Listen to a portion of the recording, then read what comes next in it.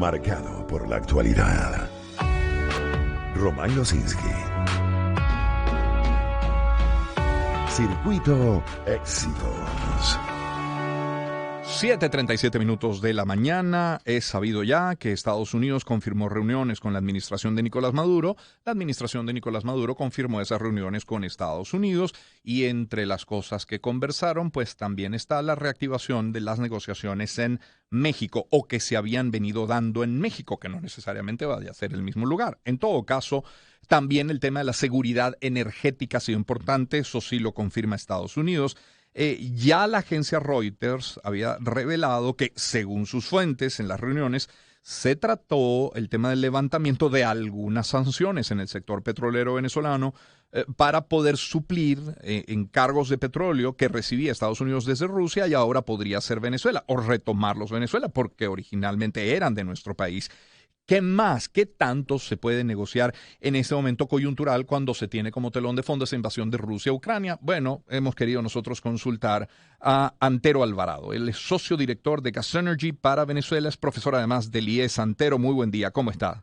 Muchas gracias por la invitación, Román. Antero, ¿qué podrían negociar Venezuela y Estados Unidos en este momento tan particular? Mira, lo que nosotros estamos viendo es que creo que Estados Unidos está aprovechando un momentum que no lo tenía hace un par de meses para ir desmontando sanciones. Recuerda que las sanciones pues las impuso la administración pasada, no fueron ellos.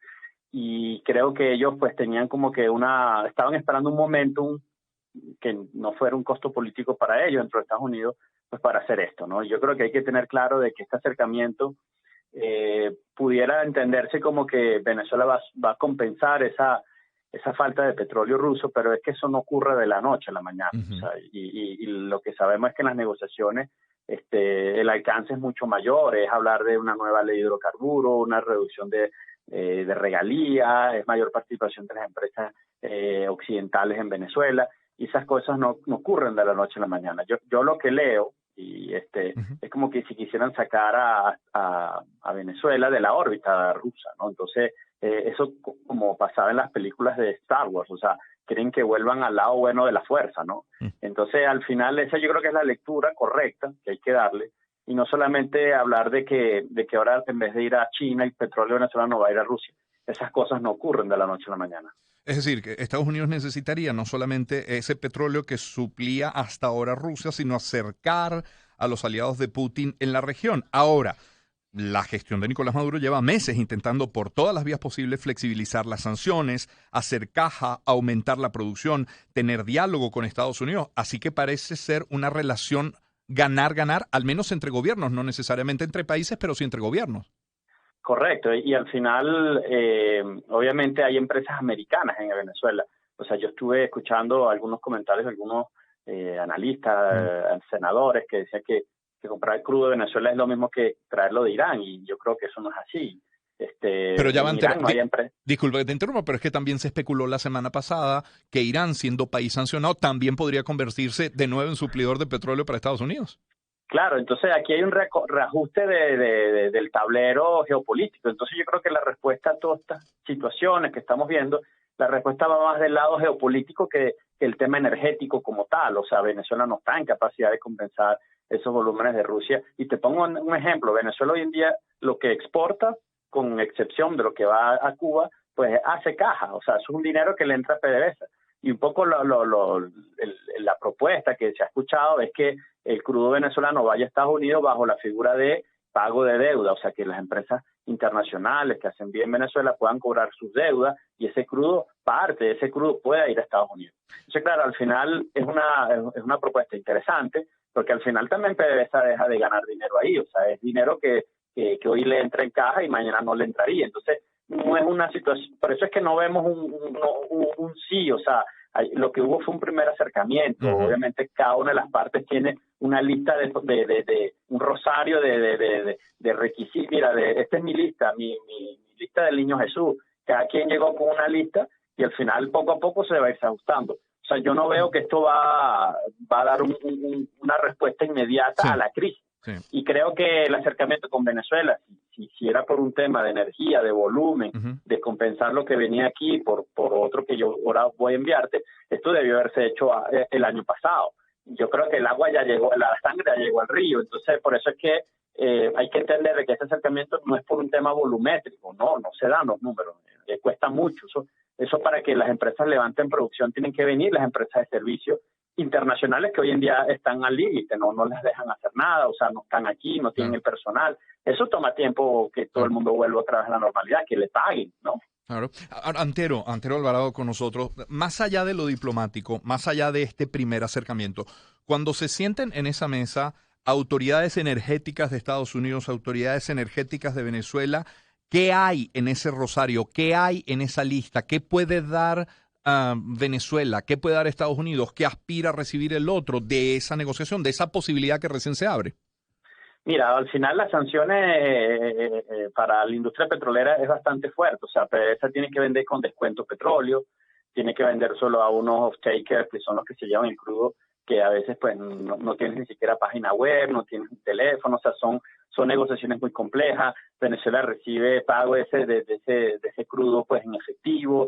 Imagínate $50 millones manejarlo en efectivo, y eso es cada rato. Entonces no puedes usar banco, no hay cartas de crédito, o sea, entras en un sistema muy opaco, ¿no? Que al final las empresas internacionales no se sienten cómodas con esa situación, o sea, pues, y eso va llevando a otras situaciones. Entonces, por un lado, esto le daría transparencia. Obviamente Venezuela en un momento pues tiene que volver a reactivar su industria, es la principal fuente de ingreso del país, asegurar pues el desarrollo de reservas de petróleo, de gas. O sea, Venezuela necesita, obviamente, por estar en Occidente, necesita volver a estar en el escenario. Y te pongo un ejemplo.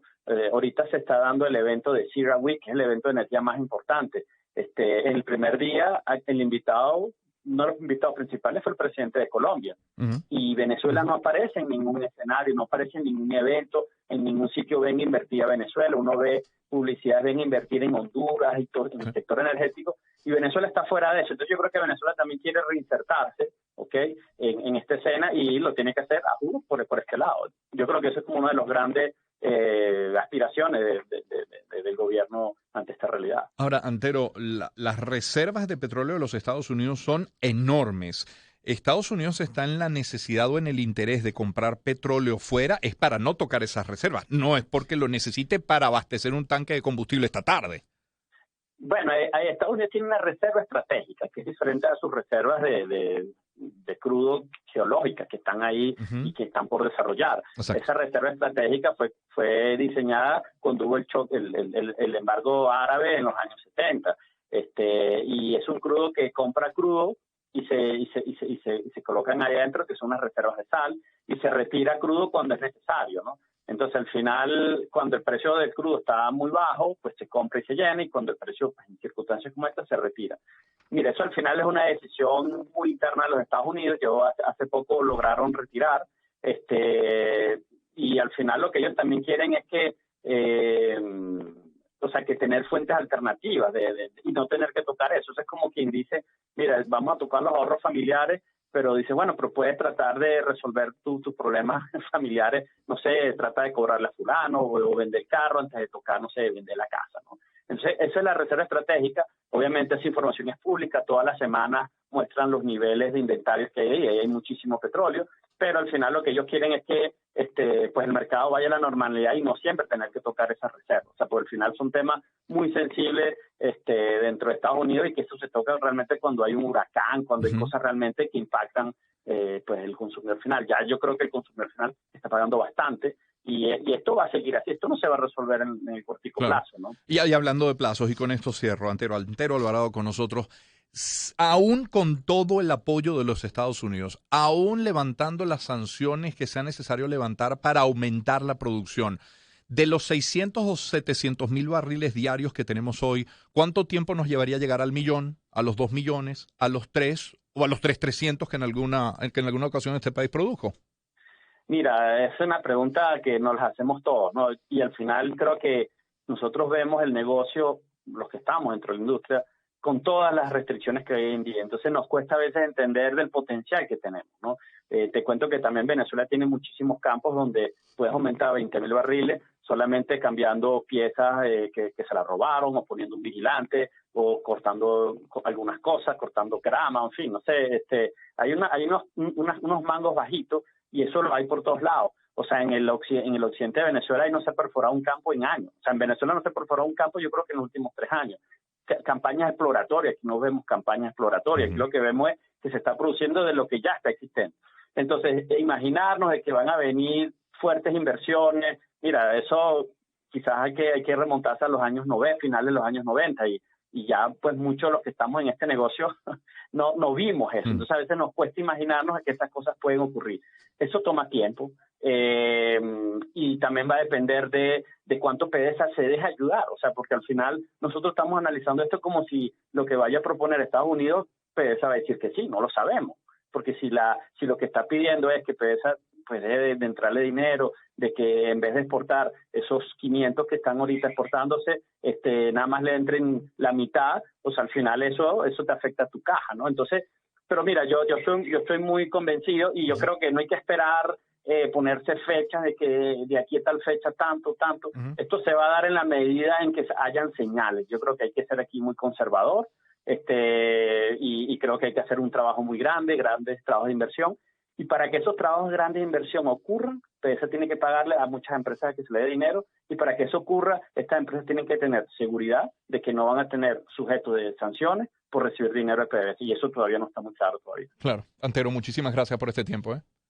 Muchísimas gracias a ustedes. Antero Alvarado es socio, director de Gas Energy para Venezuela, es además profesor del IESA. Antero Alvarado, vamos a hablar no solamente de petróleo, como en efecto hemos hecho, vamos a hablar también del tema combustibles. Andrés Rojas va a ser nuestro invitado en el próximo minuto. Le teníamos en la línea y lamentablemente se cayó. Estamos tratando de retomar ese contacto. Al parecer ya lo tenemos. A ver, desde el pasado fin de semana circulaba la información a través de redes sociales, porque hay que decir que no ha habido pronunciamiento oficial alguno, según la cual varias estaciones de gasolina del país que vendían el combustible, la gasolina a precio subsidiado, a 10 céntimos de bolívar el litro, ahora lo estaban cobrando a precio internacional, 50 centavos de dólar el litro. Sin embargo, aunque eso lo conversábamos ayer con Ángel Alvarado y con Luis Oliveros, hoy encontramos entre los titulares que PDVSA revierte a un grupo de bombas de gasolina aquella orden de cobrar a precio internacional. Teníamos también que el presidente de la Cámara Petrolera veía necesario ajustar el subsidio otorgado por el gobierno a la gasolina. Encontramos que conductores en Maturín denunciaron incremento de estaciones de gasolina dolarizadas. Y en paralelo está también el asunto de las denuncias que hemos leído de que no se estaría asignando como antes el cupo a través del sistema Patria, tal cual nos decía hoy que conductores, cito, en todo el país denunciaron que hasta el lunes 7 de marzo, ayer, aún no les habían recargado el cupo de gasolina subsidiada correspondiente a este mes a través del sistema Biopago. Advierten que desconocen dónde acudir para hacer un reclamo y que ningún funcionario ha dado información al respecto. Así que de gasolina queremos hablar también de combustibles con Andrés Rojas, periodista de La Fuente Económica, editor de Petroguía, ancla del programa 2+2 en Unión Radio. Andrés, qué gusto saludarte siempre. Un saludo para ti, Román, tus oyentes y tu equipo de producción. A ver, ¿cuál es la situación del combustible? ¿Por qué se tomó la orden de reducir el número de estaciones de servicio a precio subsidiado? ¿Por qué se revierte esa medida en algunas de esas estaciones? ¿Por qué hay tantas denuncias con respecto al cupo? ¿Qué está pasando?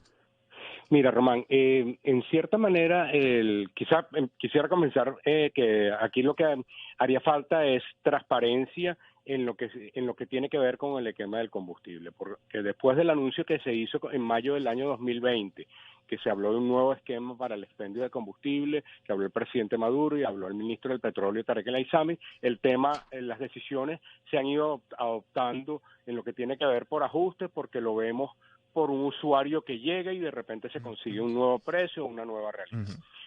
Dentro de PDVSA sí ha existido el planteamiento de la necesidad que hay para reducir el subsidio y focalizarlo en aquellos sectores productivos o personas o familias que así lo necesiten, y por dos vías, con dos objetivos. Uno, que PDVSA pueda generar ingresos que ahorita los necesita para poder cubrir gastos de refinación y de distribución, y por el otro lado para no incentivar actividades ilícitas y contrabando por ese rezago entre los dos precios. Y me remito a las distintas denuncias que ha venido haciendo el fiscal general de la República. Dentro de esa estrategia, de lo que nosotros conocíamos, el año pasado ya había un planteamiento de ir reduciendo y de ir focalizando esas estaciones de servicio, y se viene a adoptar en este momento, que por cierto coincide con el anuncio del incremento en el salario mínimo y ciertas mejoras que hay dentro del Ejecutivo para tratar de solventar el problema social.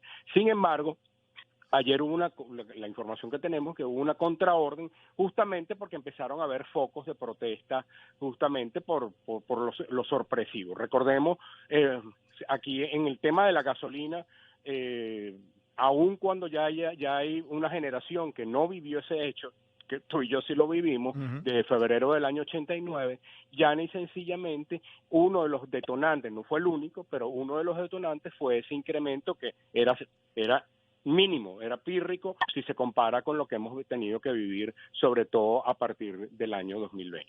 Pero en todo caso, esa es la realidad en este momento.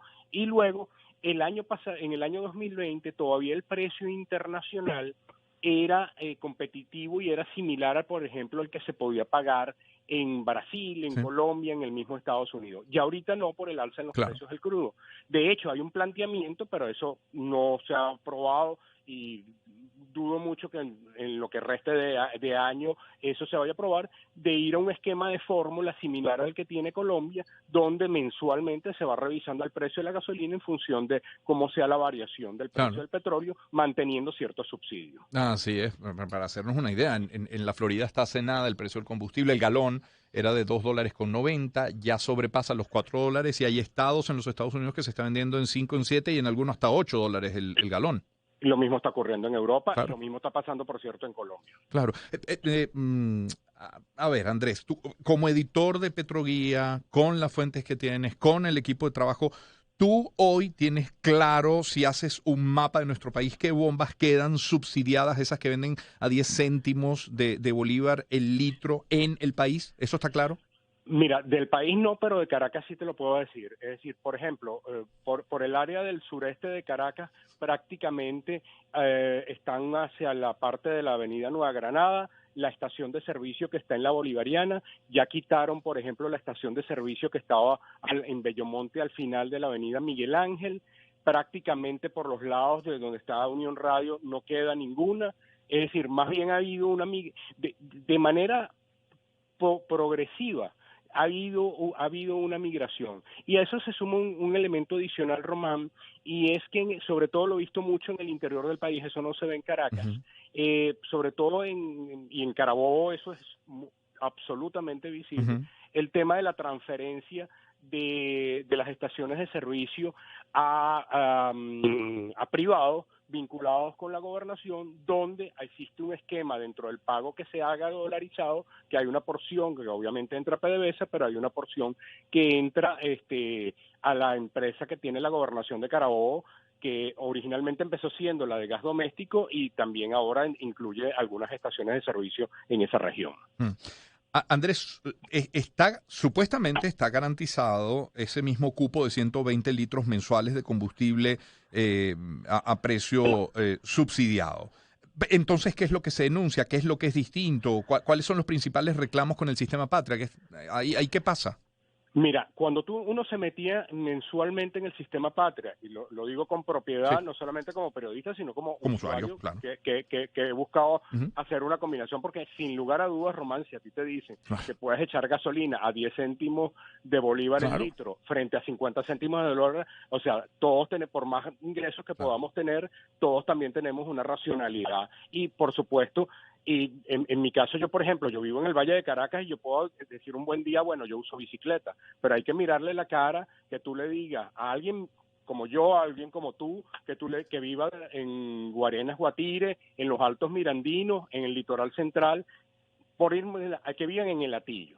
entonces le digan, mira, desplázate a Caracas, la frecuencia de que tienes que echar gasolina, pues eso pesa en tu presupuesto indiscutiblemente. Claro. Entonces, lo que pasa con el sistema Patria era que automáticamente se te renovaba y cuando tú te metías en el sistema Patria ya tú veías que tenías liberado ese cupo. Eso venía operando. Fíjate yo que tengo ya como aproximadamente este año que no he podido echar por las largas colas que hay. Yo usualmente utilizaba la estación que está frente a la Universidad Bolivariana, ya yo más o menos tenía calculado cuánto tiempo podía ser. Si yo veía que la cola llegaba de los Chaguaramos hacia Santa Mónica, ya yo sé que difícilmente iba a poder echar gasolina o iban a tener que tomarme 12 horas de cola.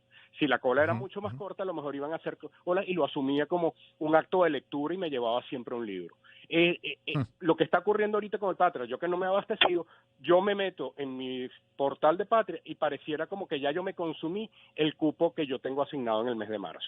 ¿Y no has colocado desde cuándo? No he echado gasolina, no he echado gasolina todavía con el sistema Patria. Ahora, ante tanto rumor, ante tanta información y desinformación que también la hay en redes sociales, ¿hay alguna autoridad que al menos haya publicado un tuit para informar de todo esto de lo que has hablado? Absolutamente ninguna.